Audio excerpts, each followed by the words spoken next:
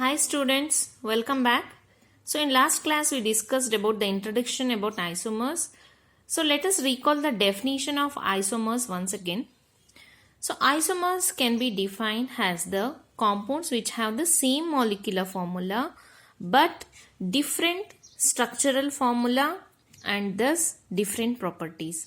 That means if we take the molecules of isomers and compare them, then the number of atoms in each molecule will be same, but their structural and the spatial arrangement will be different. So then what do you mean by structural and spatial arrangement of atoms? Let us see. See, here you can see, you have seen how to write the structure of organic compounds, right? So when we write it in this manner, it shows all the covalent bonds. So this is the structural formula. So here you can check. So there are 5 carbon atoms. 1, 2, 3, 4, 5. C5. So then let us count how many hydrogen atoms are there. 1, 2, 3, 4, 5, 6, 7, 8, 9, 10, 11, 12.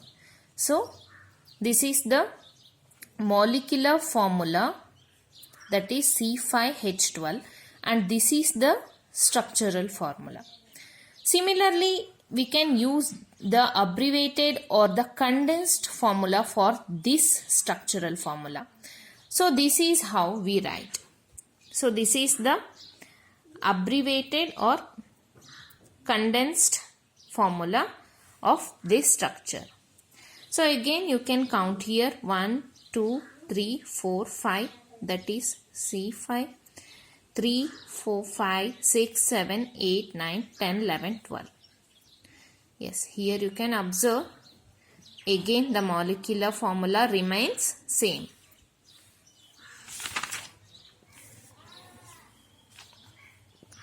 So in this case, we do not show the covalent bonds present between carbon and hydrogen atoms. So now we define isomers for the organic compounds. As I discussed in last class, that we already know isomers, that is iso meaning same or equal, meros means parts. So it comes from two words. Iso means same and meros means parts. Let's see what these isomers are. So let us take an example of pentane. So pentane, this is the formula of pentane. This is the condensed formula of pentane. So this is how we write. Since there are 5 carbon atoms, 1, 2, 3, 4, 5, that is C5, and 12 hydrogen atoms, 3, 4, 5, 6, 7, 8, 9, 10, 11, 12. So this is the molecular formula of pentane. So now if we move one carbon atom, we bring it down. So this is how we can write. So this is how we can write it. So we have moved one methyl group here. We place it on the second carbon atom. 1, 2, 3, 4. So if we moved one methyl group, we placed it on the second carbon atom. So in this case, if we count, we have 1, 2, 3, 4, 5, again C5, and hydrogen atoms we have 3, 4, 5, 6, 7, 8, 9, 10, 11, 12. So again we have 12 hydrogen atoms. So the molecular formula remains the same, that is C5H12. So you can observe both the structures.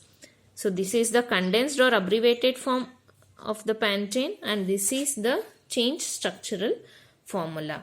If you observe the molecular formula, it remains same, that is C5H12 and C5H12.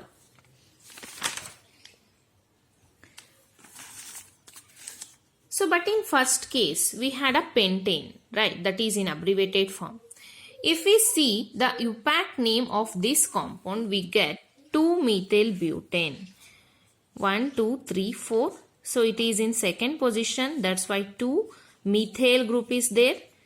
That's why methyl, and 4 carbon atoms in the straight chain, that's why butane. So this is the UPAC name, that is 2-methyl butane. So again, we move one methyl group. See, we move this methyl group, we bring it down. This one, this methyl group, if we bring it down. So this is how we moved it. Let's count the numbers of atoms again. 1, 2, 3, 4, 5.